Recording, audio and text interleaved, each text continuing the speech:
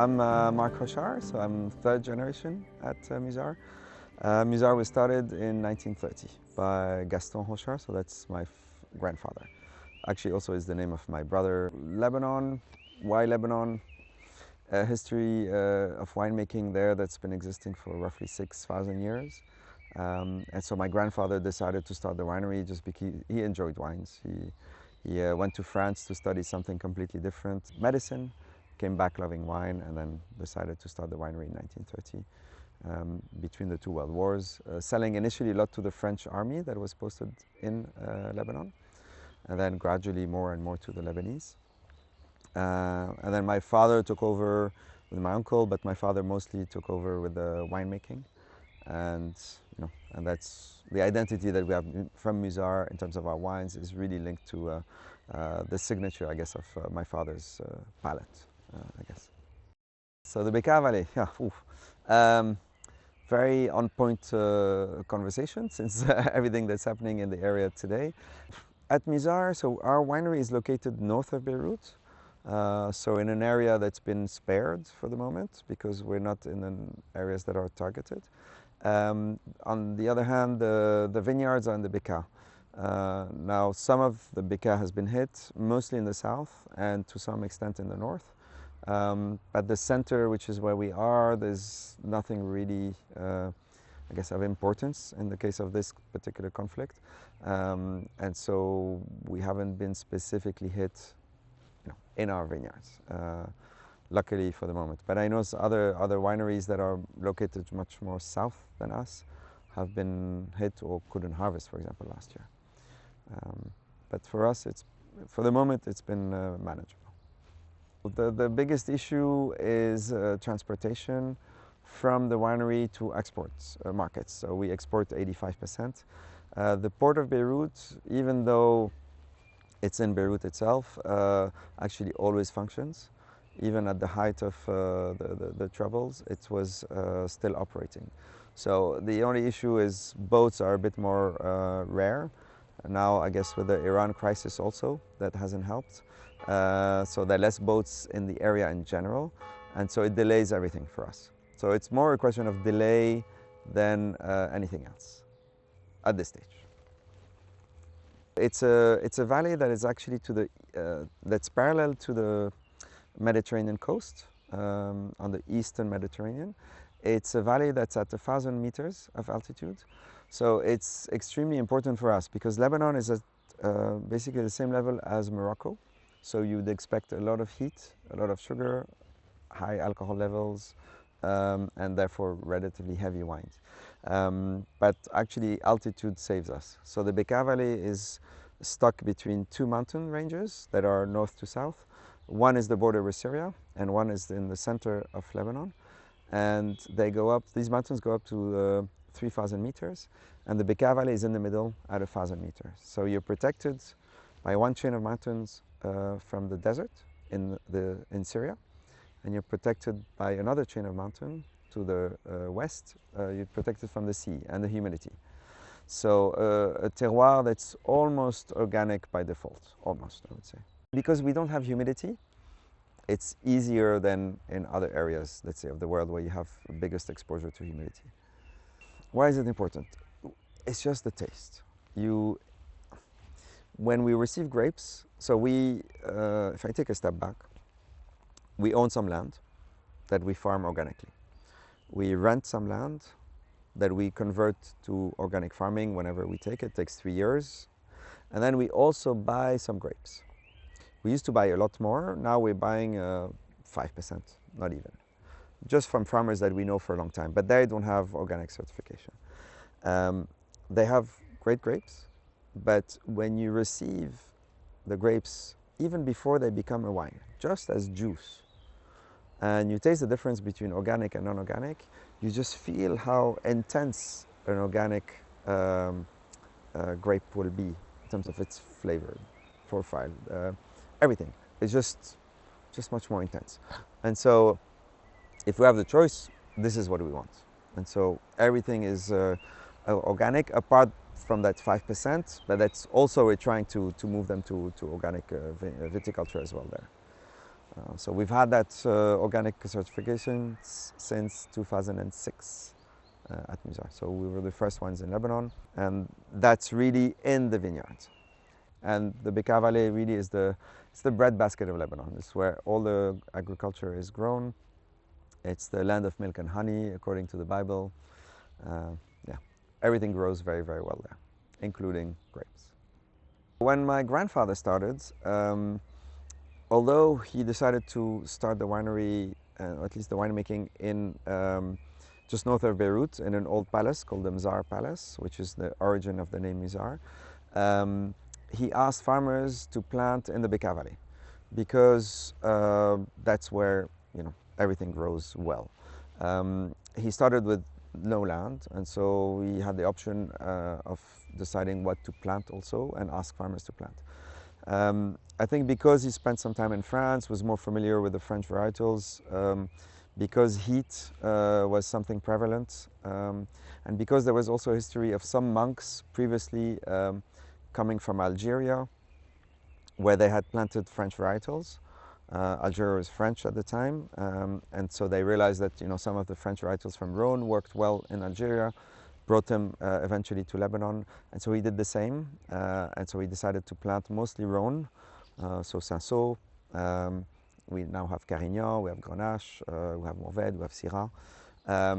And I think at one point he introduced also Cabernet. He became friends with Ronald Barton from Chateau Léoville-Barton, and that's probably the influence that led him to include Cabernet as well in the mix. So it's a bit unusual to have mixed Rhône and Bordeaux, but for us, and what it does in Lebanon at Musar, it's absolutely the part of the identity of Musar.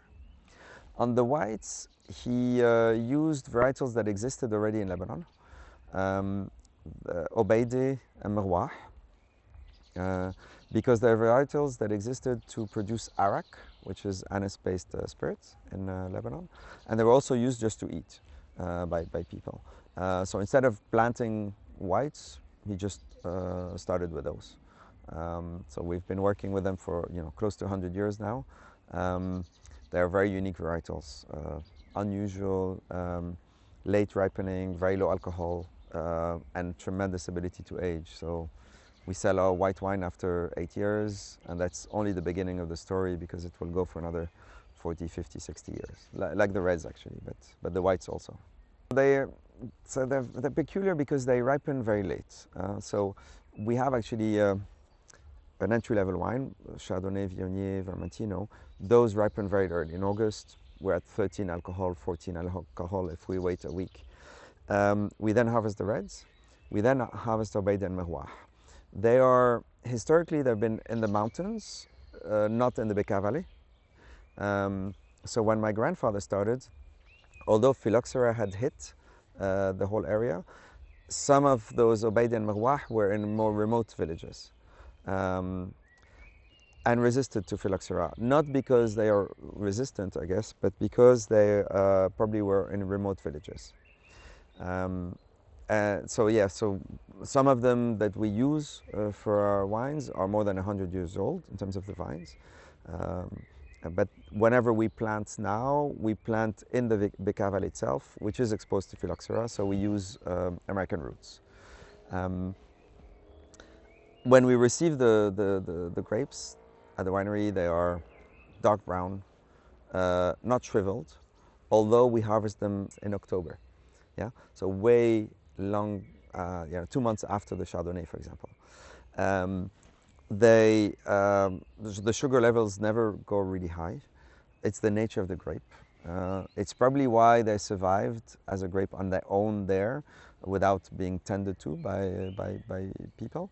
And that creates this very unique wine that has low alcohol, but tremendous ageability. And the way we make that particular wine is we just bring everything to the winery, crush, so destem, crush. The juice goes into barrels and ferments there, stays on leases. After 6 to 9 months, depending on the barrel, we just pull everything, blend it, and then we bottle at year 1. But the wines tend to be austere when they're young, so we wait usually 6-7 years more in a bottle before we release it. So current release is 2018. We're moving on 19 vintage, so that's 7 years old now. But we open 70, 72, 75, anything, going back to 54 actually, 54 white. It's funny because yes, we are known for our reds, and when people taste our reds, because they're a different blend, they consider them very unique. So yes, they are unique in the red wine world. But then at a tasting, I then start pouring whites, and we pour all the whites, and then people are even more shocked, but in a positive way, about what these varietals can do and the wines that they create. And so people will remember more the whites, because they're even more unique than the reds are unique.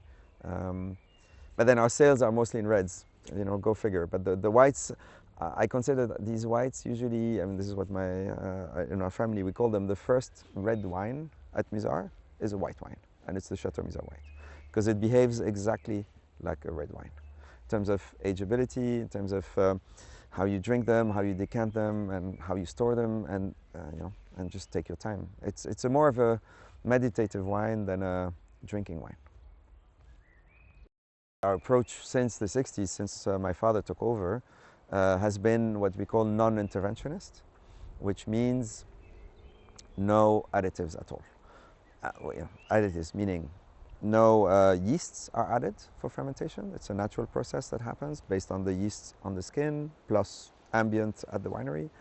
We don't filter the reds, we don't fine the reds, we don't strip the wines of anything. We don't add, basically there's nothing added. The only thing we add, maybe that I should mention, is a bit of sulfur. But with levels of free sulfur that are below what is considered an organic threshold for organic wines. So just the bare minimum. It's sometimes a debate, because when you don't use yeasts to prepare your wines and have the fermentation, you don't necessarily finish all your sugars, so we sometimes have to wait a bit longer. We always want our wines to go through malolactic. It takes away maybe a bit of freshness, but it adds complexity, and it allows the wines to be more stable. And therefore, you need less sulfur afterwards when you basically put it in a bottle. So the whole concept of being non-interventionist leads to many, many things in terms of winemaking that are, to make sure that you end up with a beautiful product at the end that's stable. On the reds, general overview is that we always use blends. The idea is that we want to use a bit of Cabernet for the structure. That's the backbone of the wine. But Cabernet tends to be much more tannic, bold, structured, and also stays on the fruit for a very, very long time. And we want our wines to gradually evolve away from that. So what we do is we try to complement the Cabernet with a much more elegant, silky, delicate wine, and that comes from Cinsault at Musar. So all of our reds will be a bit of Cabernet, a lot of Cinsault, and if the wines are meant to be drunk younger, even more Cinsault. The younger they're meant to be drunk, the more Cinsault you'll have. And between these two, the end of the range, which is Cabernet and Cinsault, we add the third varietal that changes depending on the labels. We have 4 labels of reds. Musar Jeune, entry level, unoaked. There, the extra varietal, that's the bridge between Cabernet and Cinsault, is Syrah. Then we have a new wine that we launched a couple of years ago, more than 5-6 years ago, and then we tweaked the blend. Now the blend is Cabernet, Cinsault, and Tempranillo. It's called Levantine. Levantine as in coming from the Levant area. The Levant area is the Middle East crescent, but also it is a place in eastern Spain that looks towards the east. There's a Levante wind, for example. And so it's Levantine at Musar includes Tempranillo, and Levante is an area in Spain. So it's just a beautiful name to bridge the gap between eastern and western Mediterranean. Third wine is Hochar Père-Fils, which is the first wine that is going through oak aging from these 3. The blend is Cabernet Sauvignon and Grenache, and it's a single village from which we harvest all of the varietals for that particular wine. It's a village called Ana, which is in the Bekaa Valley on the western side of the Bekaa. And we've been making that wine for more than 35 years. And then the last one is the Chateau Red, which is our top label. There it's also Cabernet Sauvignon, but we need less Sauvignon because what happens is, because it's a wine that's going to be sold and drunk after 7 years, the Cabernet will have had time to mellow down. So that's a much better blend for us. So a third Cabernet, a third Sauvignon, and roughly a third of Carignan, which is that third varietal that is the bridge in the case of the Chateau Red. I look for wines that have life. Life for me is what? Life in a wine is a wine that has the ability to change. I don't like static wines, even though maybe you have like a beautiful, perfect experience at a certain point. If that experience remains the same and doesn't evolve, after 10 minutes, you know, it's maybe very good, but it's not an experience. And so, in a sense, this is what we have at Musar, and this is what I look for in other wines. So I want to be able to taste the wines over 1 hour, 2 hours, and go back to the wine and discover something new at every sip. Ideally, what I want is an experience and a journey for every bottle. And so that's the type of life that I look for.